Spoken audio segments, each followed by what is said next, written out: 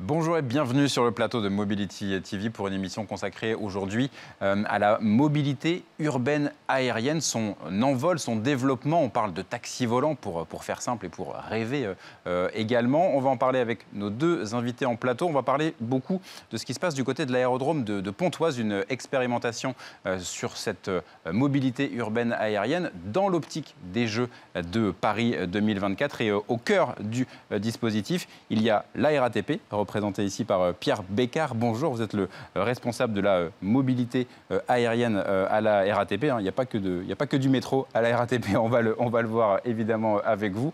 Et puis Volocopter, pièce aussi importante du dispositif du côté de l'aérodrome de Pontoise. Avec vous, Jean-Christophe Drey, bonjour. Vous êtes le responsable France de Volocopter. Alors peut-être pour poser un petit peu le décor avec vous, Pierre Bécard. On s'était vu sur ce plateau de Mobility TV il y a pas loin de 2 ans. C'était le tout début de l'expérimentation. Où est-ce qu'on en est? Est-ce qu'on est dans les temps pour arriver à avoir quelques taxis volants qui seront disponibles au moment des Jeux de Paris 2024? Alors vous avez raison, il y a 2 ans, on lançait la filière mobilité aérienne urbaine sur l'Île-de-France avec la région Île-de-France et Aéroports de Paris en principaux partenaires. Nous lancions derrière un appel à manifestation d'intérêt, 150 candidats, on a retenu 30 lauréats qui constituent aujourd'hui un écosystème, probablement un des seuls écosystèmes de cette nature, de cette taille dans le monde, qui nous accompagne et qui nous permet de viser 2024. On est dans les temps. On est dans les temps. On est sur Pontoise dans un cycle de tests sur l'aérodrome de Pontoise qui est aménagé, qui a commencé par être aménagé par Aéroports de Paris avec une plateforme de décollage-atterrissage pour recevoir des constructeurs, avec prochainement un complément, un aménagement qui va permettre de faire vivre l'ensemble de l'expérience dans un environnement sécurisé, protégé évidemment et sous le contrôle de l'aviation civile, des autorités de l'aviation civile. Oui. Voilà donc un cadre expérimental qui a été développé depuis 2 ans maintenant, avec pour ce qui concerne plus directement RATP, des tests et des mesures acoustiques et vibratoires, qui est probablement un des premiers éléments d'acceptabilité du mode en environnement urbain. On va évidemment reparler de ces éléments d'acceptabilité, de ces objets volants pas encore identifiés qui vont peut-être arriver au-dessus de nos têtes. C'est évidemment très réglementé. Parmi les fabricants de ces objets volocoptères, évidemment, Jean-Christophe Drey. Donc, pour Volocopter, c'était très important de se positionner sur cette expérimentation à Pontoise, qui donc a démarré il y a 2 ans et qui du coup avance assez rapidement. Alors oui, c'est important et c'était important et ça l'est toujours. Au-delà d'être une part de cette expérimentation, c'était de faire partie de l'écosystème que Pierre évoque. Oui. Effectivement, aujourd'hui, en région Île-de-France et notamment à Pontoise, avec le support des différents partenaires et le lead de ADP et d'RATP, on a un terrain de jeu, si je peux l'appeler comme ça, qui nous permet de pouvoir préfigurer ce que va être 2024. Donc oui, pour nous, c'était important. Pourquoi? Parce qu'on est un des premiers constructeurs européens, bien évidemment. Alors, tout le monde le sait, il y a beaucoup de projets, beaucoup de concurrents.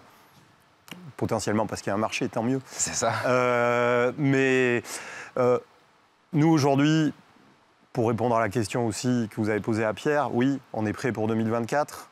On va avoir un appareil certifié. On sera les seuls à avoir un appareil certifié. Donc, on évoquait l'aviation civile. C'est grâce à ce qui se passe en ce moment qu'il sera certifié?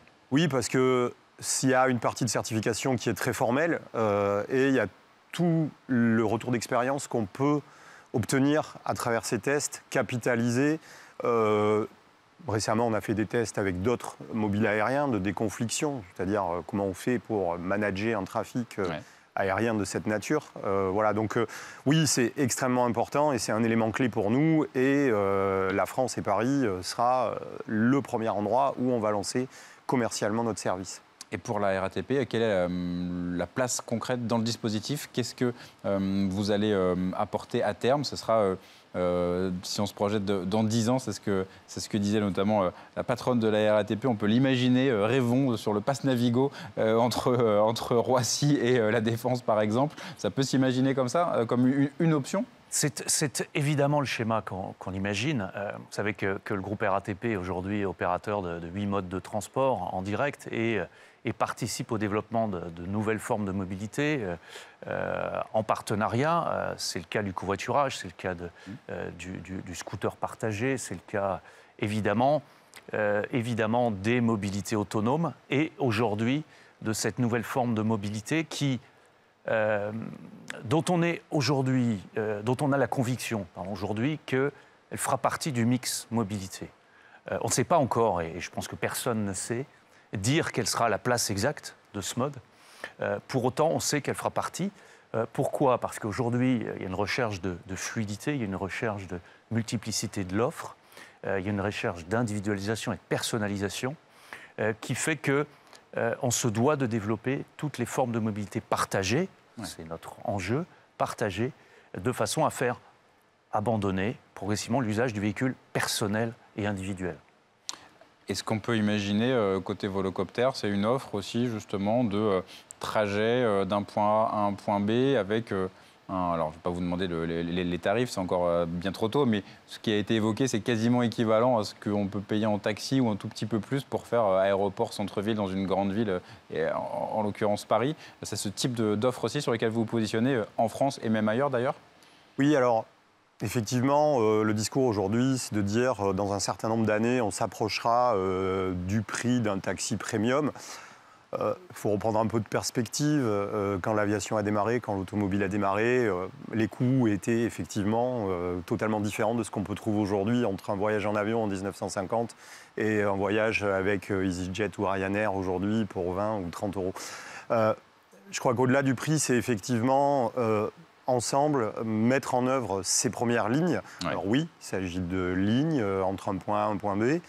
L'idée, c'est de démontrer la capacité de ces nouveaux moyens de transport à offrir une offre additionnelle à ce qui existe déjà pour des usages précis. Voilà. Et donc, notamment, on démarre avec des jonctions aéroport-centre-ville sur des nœuds de connexion de transport urbain où les gens pourront se connecter avec une offre, on va dire, plus classique, qu'ils connaissent déjà.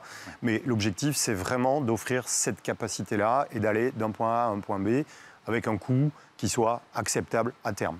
Alors, il y a plusieurs sujets autour de l'acceptabilité de ces nouveaux engins qu'on résume parfois en taxi volant, eVTOL, le mot anglo-saxon, des décollements verticaux, c'est ça qu'on peut dire, c'est ça la spécificité? Alors, c'est pour électrique. Voilà, donc c'est assez important. Et VTOL, bien évidemment, ça existe depuis longtemps, c'est Vertical Take-Off Landing, donc atterrissage et décollage vertical, ce qui permet d'avoir des emprises réduites au sol. On n'a pas besoin de pistes d'atterrissage comme on pourrait en avoir besoin pour un avion, mais on n'est pas non plus sur les mêmes usages et les mêmes sujets. C'est ça. Et sur l'aspect bruit, qui est notamment étudié en ce moment du côté de Pontoise, qu'est-ce que vous avez pu observer? Est-ce qu'il y a déjà un retour d'expérience? Parce qu'il faut imaginer un gros drone, un bruit forcément auquel on n'est pas forcément habitué pour l'instant. Oui, même si la notion de gros drone n'est absolument pas le reflet de la réalité. C'est ça. Aujourd'hui, le drone ludique a un bruit très strident. On n'est pas du tout en face de ça. Heureusement, je pense qu'on aurait déjà fermé le dossier. C'est bien de le préciser. Voilà, on est véritablement dans quelque chose qui est assez basse fréquence, qui aujourd'hui a une portée de ce fait assez faible en distance, et donc un effet qui n'a absolument rien à voir avec ce que l'on connaît de l'aviation aujourd'hui, hormis les débuts de l'aviation électrique aujourd'hui qui émergent également en parallèle. Mais on est très loin de ce que l'on connaît. Tout l'enjeu, c'est, en matière d'acceptabilité sur cette question-là, c'est véritablement de pouvoir anticiper ce que sera la réaction, parce que nos investissements pour positionner cette mobilité en ville vont être quand même significatifs. La ville n'a pas du tout été créée pour ça. La ville n'a pas été créée pour accueillir ce type de service. Donc on parle de vertiport, de la construction de ces infrastructures. En milieu urbain, c'est loin d'être simple. Et notre raison d'être est de s'engager tous les jours à améliorer la qualité de vie. C'est bien effectivement, au travers de ça, notre engagement de faire en sorte que l'intégration de ce mode se passe de la manière la plus fluide possible dans un environnement existant. Et côté RATP, vous avez justement déjà identifié les endroits dans Paris, pour rester sur cet exemple-là. On a fait très tôt un travail de cartographie sur l'ensemble de l'Île-de-France pour identifier les zones d'études. On s'est focalisé sur quelques zones d'études et aujourd'hui, on a effectivement deux points cibles, deux projets sur lesquels on travaille encore aujourd'hui pour offrir en 2024 une première expérience et une première démonstration en conditions réelles avec passagers. Voilà. Effectivement, ce sera à suivre donc pour le début des Jeux. Pour Volocopter, l'enjeu, c'est justement d'avoir un objet, j'imagine, qui soit rassurant aussi, qui ne fasse pas trop de bruit. C'est comment technologiquement on arrive à résoudre toutes ces questions. Alors, la sécurité, c'est le premier sujet. On est dans un espace en 3 dimensions. Sur la route, psychologiquement, on peut s'arrêter sur le bord s'il se passe quelque chose. Là, on ne peut pas décider d'atterrir où on veut. Donc la certification, c'est-à-dire c'est comme pour un avion commercial, c'est la garantie de sécurité de l'utilisation de la machine pendant, avant et après le vol. Donc ça, c'est le premier point. Donc là, les défis technologiques, qui sont de répondre à un cahier des charges extrêmement précis, qui est donné par l'aviation civile, donc là, en l'occurrence, l'EASA, qui est l'Agence européenne de sécurité aéronautique, et de répondre à cette batterie de tests et de démontrer que l'engin qu'on propose aujourd'hui, l'avion qu'on propose aujourd'hui, est totalement sûr par rapport à cette demande et qui est bien sûr éprouvé par rapport aux avions qui ont été certifiés précédemment. Ça, c'est le premier point. Oui, vous avez raison, et ce que disait Pierre, la technologie bruit, elle est vraiment très importante parce que c'est par là que va passer la première image qu'on va renvoyer en fait aux gens, notamment dans un environnement urbain. Oui, c'est pas un drone, et on appelle ça un drone, un hélicoptère, alors on appelle ça un avion parce que c'est un avion. Le bruit dégagé, pour vous donner une ordre de grandeur, va être aux alentours de 75 décibels à une centaine de mètres, qui représente le bruit d'une tondeuse. En gros, le bruit, il est important à l'atterrissage et au décollage. Tout l'enjeu de l'intégration dans un environnement urbain. Donc là, on travaille sur des technologies de réduction du bruit, d'optimisation des moteurs, et également sur les infrastructures sol qui peuvent jouer un rôle. Et est-ce qu'on peut dire qu'il y a en ce moment une filière de la mobilité urbaine aérienne qui est en train de se développer? C'est encore les débuts parce qu'évidemment, il n'y a pas l'usage de se dire oui, j'en prends tous les jours pour aller travailler, mais malgré tout, c'est en train de se mettre en place. Oui, alors on discute avec beaucoup d'acteurs. L'enjeu, c'est effectivement cet écosystème. Donc là, aujourd'hui, on a un écosystème qui est plus fait de constructeurs, de gens qui viennent vraiment du sérail de cette mobilité. On a commencé des discussions avec des industriels français bien connus qui travaillent sur d'autres sujets et qui aujourd'hui seraient intéressés d'offrir les technologies qu'ils possèdent, notamment dans l'automobile, et qui pourraient s'appliquer à ce qu'on est en train de faire. Donc oui, l'ambition pour 2024 et au-delà, c'est d'avoir un écosystème complet de gens qui vont participer à la création de cette filière, avec derrière aussi de la création de nouveaux métiers et un certain nombre de choses qui peuvent être intéressantes pour tout le monde. Il y a aussi des constructeurs automobiles comme Hyundai qui regardent ça de près, notamment pour la Corée du Sud, effectivement. Sur l'aspect, justement, métier, formation, au départ, il y a forcément un pilote à bord et à terme, il n'y en aura pas. Ou est-ce que ça va vraiment dépendre des appareils pour pas trop employer le mot drone, hélicoptère? Alors on peut peut-être démystifier la chose. Aujourd'hui, c'est plus la notion de le pilote est à l'intérieur de la machine ou à l'extérieur. Oui, c'est ça. C'est pas, il n'y a plus de pilote. Dans un avion, aujourd'hui, il y a un pilote et on sait que les automatismes de l'avion classique permettent effectivement d'alléger un certain nombre de tâches du pilote. Donc aujourd'hui, il y a un enjeu sur la formation de ces pilotes, puisque ce sont des nouveaux avions, donc avec un nouveau type. Donc il faudra qu'ils aient ce certificat de type. Donc là, on est en train de discuter avec un certain nombre d'écoles de formation qui vont nous permettre de construire ce cursus qui doit être encore une fois approuvé par l'EASA. Donc là, on est toujours dans cet aspect juridique et légal qui est très important pour nous. Et puis ensuite, tous les métiers autour de la machine, donc notamment autour des batteries, autour de la gestion de l'électricité, ces nouveaux métiers de la maintenance, parce que là, on n'est pas sur des avions classiques avec beaucoup de mécanique, il y en a très peu, voire pas du tout. très peu d'infrastructures, enfin de superstructures de l'avion. Donc, on a besoin de nouveaux métiers. Donc, on parle aussi avec des partenaires ici, locaux, notamment du côté du Bourget, qui sont là pour former ce genre de prestataires. Et donc, on crée ces liens et on est en train de travailler sur tous ces sujets-là. Donc, oui, pour répondre à la question tout à l'heure, une filière est en train de se créer. Ouais. Et pour la RATP, est-ce que c'est aussi une sorte de diversification? On peut parler là peut-être plus de transport par drone, par exemple, d'utiliser les entrepôts de bus, comme c'est le cas peut-être pour stocker. Je crois qu'il y a un partenariat avec Amazon, si je ne dis pas de bêtises. En effet. Donc, est-ce que ce genre de choses aussi, pour rester sur cette logique de mobilité urbaine aérienne, vous êtes en train de regarder ça? Alors, on regarde tous les axes de mutualisation. La RATP a un certain nombre d'assets en Ile-de-France. Il est évident que ces assets, on a tout intérêt à mutualiser leur usage. On a aujourd'hui une implication forte dans la transformation de la ville et dans la reconstruction de la ville sur elle-même, avec des enjeux effectivement de mixité, d'usage des lieux. Il est évident que la mobilité aérienne fait partie des possibilités de mutualisation et d'intégration dans nos infrastructures. Je reviens sur la question de la formation. Oui. Oui, il y a probablement très, très clairement de nouveaux métiers. On le vit, nous, aujourd'hui, au quotidien, avec le passage d'une flotte à carburant conventionnel à une flotte 100% électrique sur le réseau bus. On est dans des métiers de maintenance qui ont complètement changé.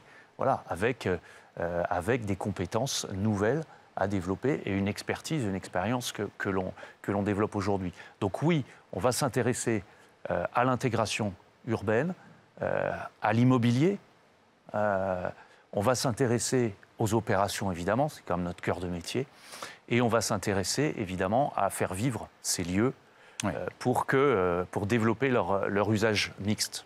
Alors justement, est-ce qu'on peut décrire ce que seront les vertiports? Est-ce qu'il faut les imaginer comme des petits aéroports ou est-ce que malgré tout, c'est quand même une logique différente? Il y a un sujet, et après je te laisse la parole, Pierre, autour de cette notion. Donc si on considère en fait deux espaces, très clairement, il faut décorréler la partie, ce qu'on appelle communément dans l'aéronautique airside, c'est-à-dire quand on est du côté de l'avion, dans une zone régulée, avec un certain nombre de règles à respecter.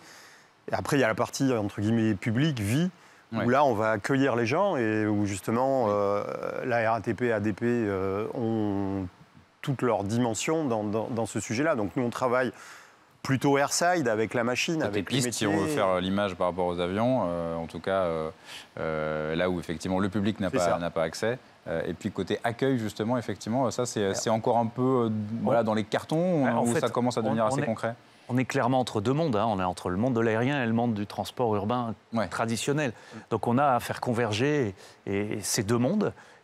D'où l'alliance Aéroport de Paris et RATP, qui a tout son sens au travers du traitement du passager, qui évidemment n'a pas grand-chose à voir avec un passager de l'aérien classique, qui a beaucoup de temps d'attente. On ne peut pas imaginer demain que l'attente se fasse sur une mobilité qui a justement pour vocation de réduire les temps de connexion. Voilà, donc c'est tout ça qu'on travaille aujourd'hui. On va travailler, et on travaille dessus, sur Pontoise. Aéroport de Paris construit l'infrastructure qui permet de travailler dessus de manière un petit peu théorique, mais de mettre en pratique un certain nombre de principes. Et puis, évidemment, on est déjà en train de dessiner ce que seront les infrastructures 2024. Donc, effectivement, on travaille sur l'aménagement de ces lieux avec tout l'écosystème des différents partenaires qui vont amener des briques pour réaliser ces vertiports en 2024. Eh bien, parfait. Cette ouverture vers 2024 permet de prendre date ici sur ce plateau. Évidemment, on reparlera du sujet avec vous. Merci beaucoup à tous les deux d'avoir été présents sur Mobility TV et à très bientôt sur notre plateau. Merci, au revoir.